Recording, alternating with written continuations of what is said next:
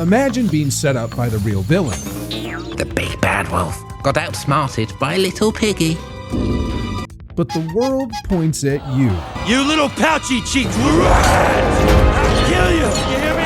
You're dead! You're dead! The big bad wolf is attacking me. The big bad wolf is attacking me. Wolves may be vicious, but they're related to dogs.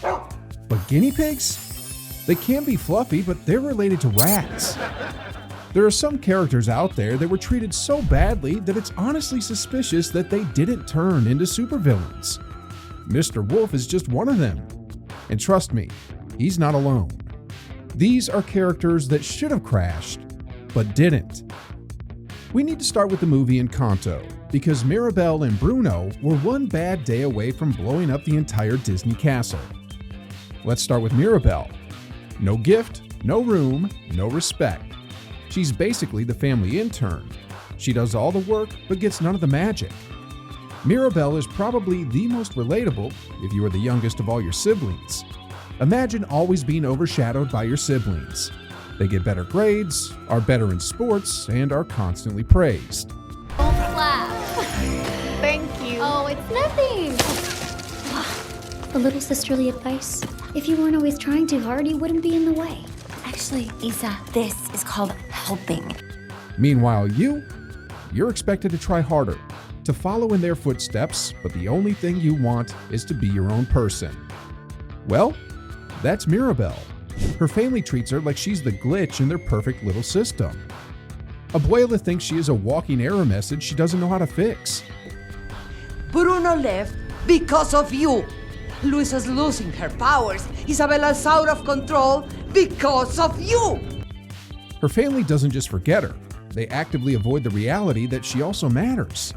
And Mirabel? Despite everything, she never stops loving her family.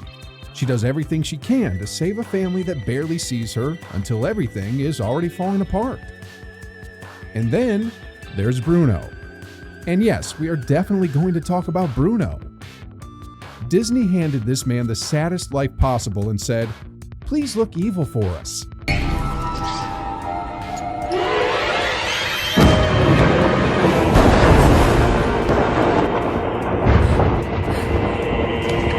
He was portrayed so wrongly.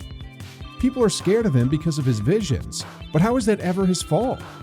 Everyone treats him like the plague, so he disappears into the walls like a sad, magical drywall ghost. Wait.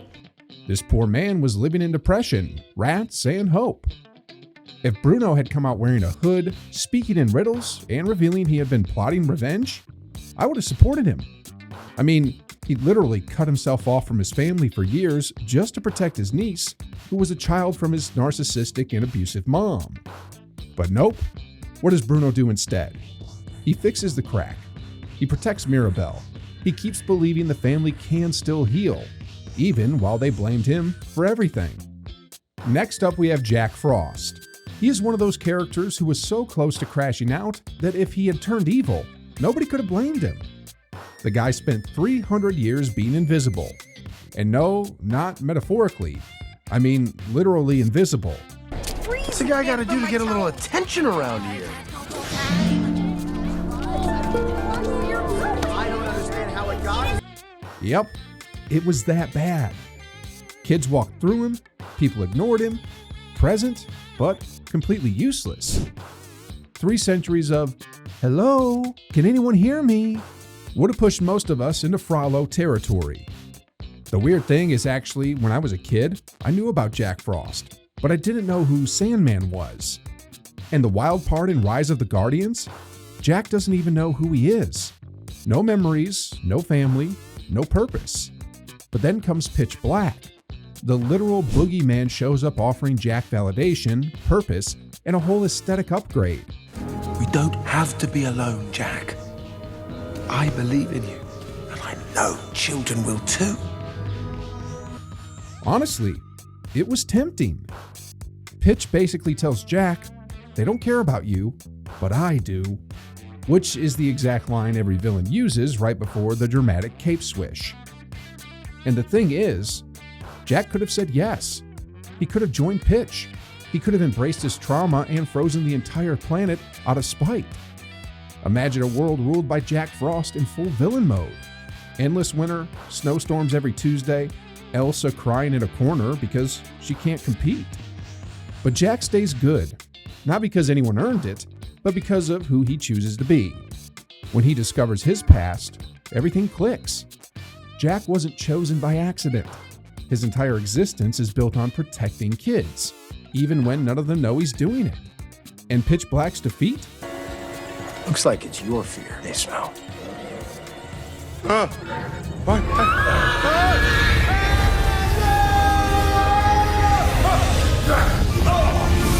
This scene has been permanently etched in my mind since the day I saw it.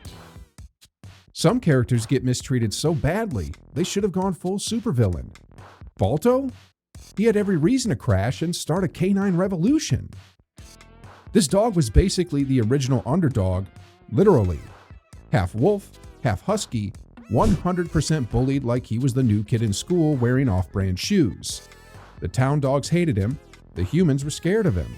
You want our teeth. Hey, Rosie, stay away from him! Dad! He might bite you, honey. He's part wolf. Well, now you've hurt his feelings. He's treated like trash every single day. He's banned from the sled team. He's blamed for things he didn't do. He's told he's dangerous, useless, unwanted. Basically, every insult the writers could legally fit into a children's movie. And Steel? Steel bullied Balto so hard you'd think he'd got paid per insult. Get out of here, wolf dog. You better get back to your pack. Maybe it's the unrelenting fear talking, but I'm seeing wisdom in this advice. And somehow, Balto stayed good. Which is wild, because he had the perfect villain origin story waiting for him. Any other character would have said, "Oh, okay, I'm the monster? Bet. Let me show you what a monster is." Balto could have run off into the wild, assembled a wolf army, and marched back into Nome like, "Remember me, idiots?" And to be honest, it would have been iconic. But what does he do instead? He saves their kids. Not one, all of them, without hesitation. He doesn't get praised for it, and Steel tries to ruin his reputation again.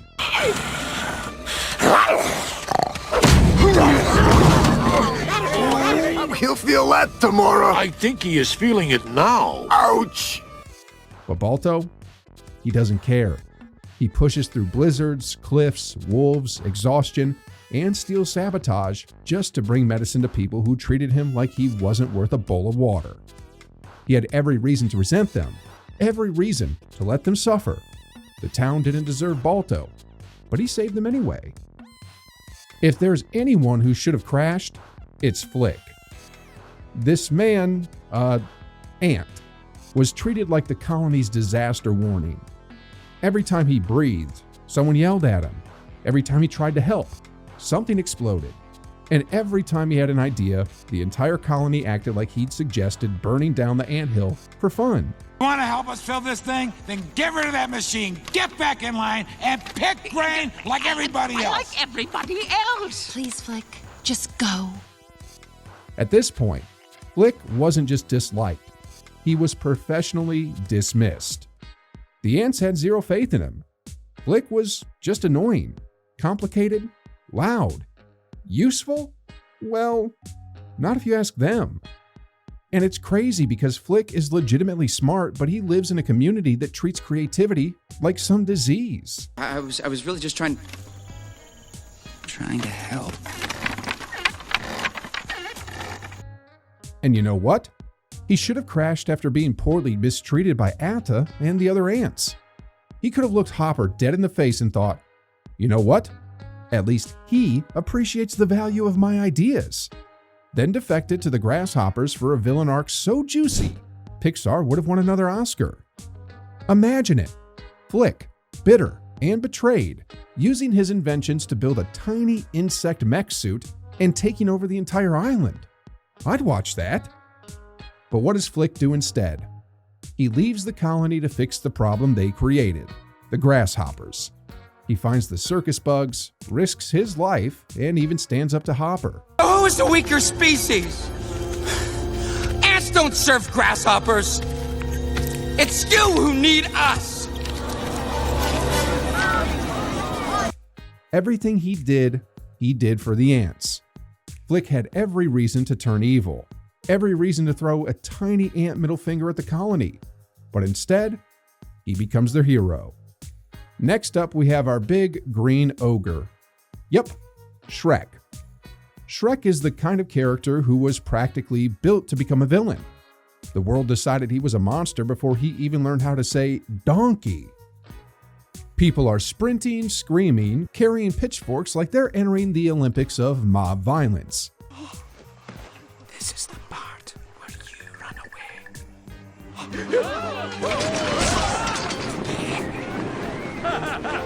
away. This man can't even sneeze without someone yelling, "Ah, it's an ogre!" Like, bro, relax. He's just making soup. Shrek lives alone in a swamp that literally functions as nature's version of leave me the hell alone. And even that gets taken from him. Imagine being so hated that every fairy tale creature gets dumped on your lawn like you're the fantasy world's lost and found box. What are you doing in my swamp?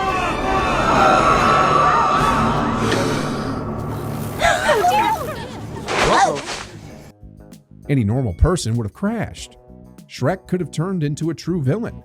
You know, the kind who storms kingdoms and tosses knights like dodgeballs, and honestly, everyone had it coming.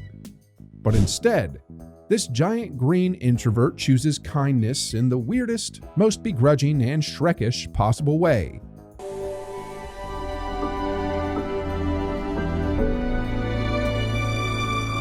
He doesn't want to hurt anyone, he's just tired, socially anxious, and wants his property back.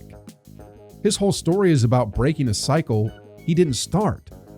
Years of rejection made him build walls, but Donkey, a literal golden retriever with hooves, breaks through them by just refusing to leave. And slowly, Shrek realizes he doesn't have to be the monster everyone fears, which in the first place he even never was, but besides that. Now a special character. I'm wondering if you all know him. Doofenshmirtz Evil Incorporated! Dr. Heinz Doofenshmirtz. Dr. Doofenshmirtz is honestly the poster child for characters who had every reason to become an actual supervillain. Not a goofy one, not an innator collecting one. I mean a full-on burn down the tri-state area out of spite menace. Because this man didn't just have a rough childhood, he just didn't have one to begin with. Every episode unlocks a new trauma like some Pokemon evolution. It all began on the day of my actual birth. Both of my parents failed to show up. By the age of 5, I was forced to throw my own surprise party at Gunter Goat Cheese's, the goat cheesiest place in all of Drusselstein. This was most definitely child abuse. Batman may have watched his parents die when he was 8, but Doofenshmirtz was literally raised by ocelots. Doof had every reason to crash. A guy that could have easily tried to vaporize the sun or overthrow the government just for emotional closure. And to be honest, would anyone blame him? He's basically a Disney Channel Joker arc that never happened. The most insane part is that he actually doesn't crash out. Not even a little, if you ask me. Okay, sure, he tries to be evil, but he apologizes mid-monologue. He gives free upgrades to his enemies and actually cares. I know we've had our rough patches before, and everyone does, but this time, you hurt me, Barry the Platypus! You hurt me! His biggest villain accomplishment would be forgetting his own passwords. Deep down, Doof isn't evil, he just wants someone to care. That's why Perry isn't just his nemesis. Perry is basically his emotional support animal. Doof never hurts people on purpose. The real villains were his parents. Ralph is one of the most obvious should-have-crashed-out characters in history. His entire job is being the bad guy. His entire identity is being hated. And his entire community treats him like he's contagious. And if that wasn't enough, he lives in a dump and he literally sleeps on bricks. Bricks. That's what I call home. I guess I can't bellyache too much. I got my bricks, I got my stump. He's not even allowed in his own game's party. He gets zero respect from characters who would die in 2 seconds without him resetting the game every day. And the worst part? He's not even bad. He doesn't enjoy wrecking things. It's just what he's programmed to do. The saddest part is that he wants friends. He wants acceptance. He wants to sit at a table without people screaming, "Go away, Ralph!" Sometimes I think, man, it sure must be nice being the good guy. He could have easily said, "You want a villain? I'll show you a villain." Then deleted the whole Niceland code out of pure spite. But he doesn't. Even when everyone treats him like he's the universe's biggest mistake, Ralph decides to chase something that his heart tells him to do, being the hero. He's falling to his death, saying his little villain motto because that's all he thinks he is, and he still chooses to do the right thing. Oh, you want to head to Tappers, Ken? If you're buying, buddy. Quitting time. That is insane heroism. I mean, Ralph had every possible trigger for becoming a villain. The constant rejection, no emotional support, a job designed to make everyone hate him, and a society cheering when he loses. But Ralph doesn't wreck. He doesn't break. He becomes the father figure Vanellope needed, the hero his game deserved, and the perfect proof that you don't have to be what people label you as. Ralph should have crashed, but instead, he rebuilt himself. Next up, we have Kovu. His entire life was basically one long villain origin story. Zira didn't raise him, she forged him like a weapon. From the second he could walk, she was drilling Scar's ideology into him like a Lion King version of boot camp. Kovu wasn't allowed to have a childhood. He wasn't allowed to choose friends. He wasn't even allowed to have a personality that wasn't Scar 2.0 Deluxe Vengeance Edition. What have I taught you? Simba is the enemy. And what must you do? I must kill him. Man, if anyone was destined to crash out, it was him. He was trained to assassinate Simba. He was told the Pride Land stole everything. He was groomed to avenge a lion he barely even knew. But here's the twist. Kovu's heart is too soft for the villain's life. The moment Kiara shows him actual kindness, genuine, non-Zira approved kindness, everything Zira taught him starts to crumble. In doing so, you betrayed your pride. Betrayed Scar. I want nothing more to do with him. You cannot escape it. Nuka is dead because of you. No, you've killed your own brother. No! He wants peace, love, and a pride that doesn't spend every morning chanting Scar's greatest hits. But when he meets Simba, I humbly ask to join your pride. No, you were banished with the other outsiders. Simba immediately treats him like a walking red flag. Kovu is dealing with generational trauma, political tension, and a girlfriend whose dad wants him dead. I mean, that is a lot for a lion who just wants a nap and spend some time with his girlfriend. Kovu should have filled his evil successor destiny, but instead he breaks the cycle that made him. He chooses Kiara. He chooses forgiveness.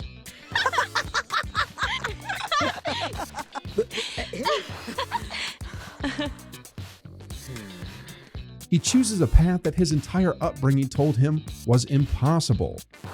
Kovu was meant to become a villain, but he became a king instead, by choosing who he wanted to be, not who he was raised to be. The next one is the kind of character who was designed to go bad, and not because he wanted to, but because the entire world already decided he was. It's a wolf, Mr. Wolf. From day one, Mr. Wolf is treated like danger wrapped in fur. Kids hide behind their parents, old ladies clutch their purses, random strangers scream like he's a walking horror movie trailer. You know how exhausting it must be to wake up every day already guilty? Mr. Wolf is literally Nick and Judy's child. So yeah, it makes perfect sense that he leans into the stereotype. He becomes a thief, a con artist, a smooth-talking criminal mastermind. Poodleton. Oliver Poodleton. Okay. It's about time someone stood up to those diabolical bad guys. And not necessarily because he's evil, but because he's tired of pretending the world will ever see him as anything else. So if anyone had the perfect crash out setup, it was him. But here's where it gets interesting. Mr. Wolf actually likes helping people. He likes the feeling of doing something good, even if he pretends he doesn't. Remember that old lady he saves? Or actually tries to rob? That moment flips a switch. Thank you, dear. You're such a good boy. For the first time, someone smiles at him without fear. He tastes approval. Real, genuine approval. And it actually hits him harder than any heist ever could.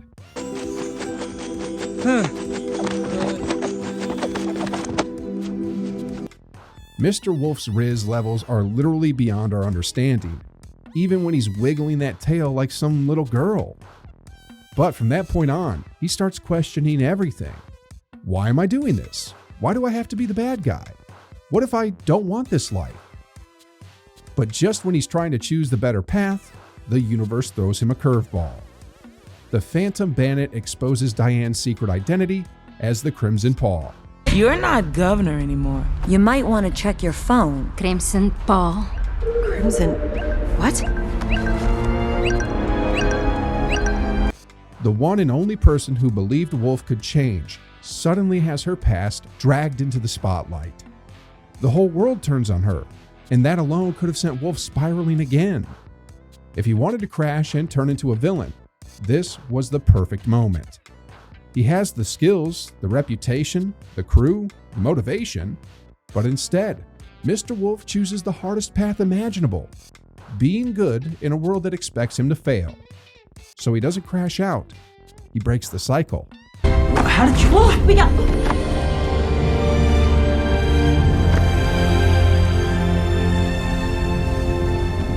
You notice something about all these characters? Every single one of them had the perfect setup for a crash out that turned into a villain era. The universe practically handed them villain starter packs. And what did they do? They chose doing the right thing, even when the world treated them like garbage first.